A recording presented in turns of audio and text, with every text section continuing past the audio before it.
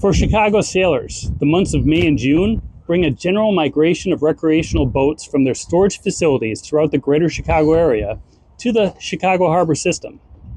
My own sailboat's delivery occurred in mid-May, and you can watch that video here. A sailing friend of mine, Carmen, was looking for someone to act as crew for her delivery on a Sunday in early June. I volunteered to assist.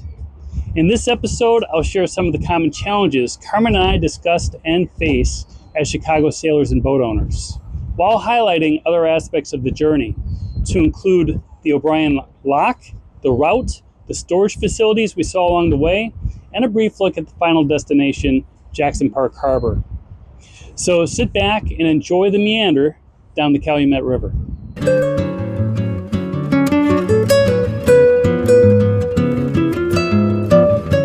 It was forecast to be a sunny day with northeast wind between 5 and 10 knots.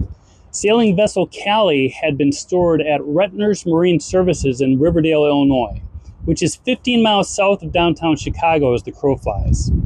We would meander 10 miles down the Calumet River under bridges and through a lock, eventually gaining access to Lake Michigan, where the river empties. From there, we would proceed another 6 miles to the entry of Jackson Park Harbor. Later that day, Carmen would then use the local facilities at Jackson Yacht Club to step her mast on her 32-foot sailboat. Carmen has been sailing her Pearson 323 since 2018 and got her experience mainly from watching YouTube videos, reading books about sailing, crewing other people's sailboats, and just doing. The temperature was brisk in the low 50s. Low 50s on the water generally means it feels like low 40s because the unobstructed wind on the water has a significant impact. So Carmen and I were appropriately bundled. Along the route, I was surprised to see a number of yacht storage facilities in addition to the one we had just departed. This far from the lake, it seemed like the ratio of powerboats to sailing vessels was largely skewed toward powerboats in the more southern facilities. I think this is partly due to the number of bridges that do not lift this far up the river. My understanding is that the storage facilities and services here are less expensive than what is offered further down the river or closer to the lake entrance. And Carmen was taking full advantage of this phenomenon, though she would have to step her mast at her destination. Here are the storage facilities I noticed along the way, with accompanying Google review ratings at the time I took this trip. It wasn't long before we approached the O'Brien Lock. We loitered outside the lock with a few other power vessels until the gate opened and the horn blew. As we proceeded into the lock, my understanding was that we were either to pull along the seawall and keep the boat in place with a boat hook, or loiter the boat in the center of the lock. There were not many boats to contend with, and Carmen chose to loiter in the center off of the walls. After reading about the lock system in the Panama Canal, I was expecting an experience of much more significance, with water gushing into the lock basin after the gates were closed.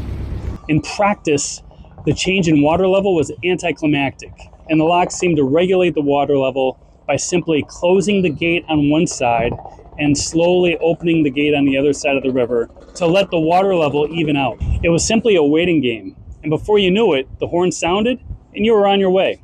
As Carmen and I made our way along the river, one topic of conversation came up, which was about developing crew relationships that would improve our sailing opportunities and experiences. As boat owners, we are heavily invested in time and finances in the yachting experience that Chicago and Lake Michigan offers. I don't think either of us are overly concerned with cost sharing when it comes to the financial part of the investment. Assistance from time to time on boat maintenance is something I think we'd both consider helpful. But what we both highly value and continually seek is crew that can schedule and commit availability coinciding with our own sailing availability. Maintaining friendships and relationships is not easy, but add to that scheduling sailing experiences, and you would be surprised at the scheduling difficulties that might be encountered. Sailing with people that are both competent on the water and enjoyable to spend time with is coveted. And fostering those relationships so that desirable crew is available throughout the sailing season when you want to sail is a constant effort for boat owners in Chicago. If you want to sail or learn how to sail in Lake Michigan or Chicago, all you really need to do is to find a sailboat owner whose personality resonates with your own and your schedules are also compatible. Check out this video as well on further tips to start sailing in Chicago if you don't own a boat. The remainder of the trip down the river gave us some views of interesting industrial structures and bridges. As we worked our way closer toward the lake, we certainly made note of the more popular boat storage facilities along the Calumet River, Skyway Yacht Works and Crowley's Yacht Yard.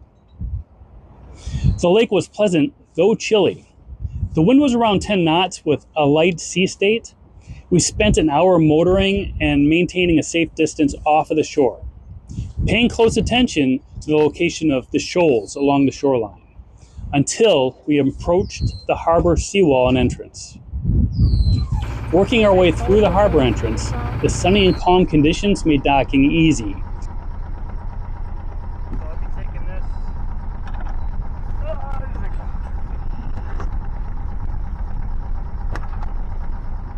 And the friendly community at Jackson Park Harbor resulted in some docking assistance as we approached.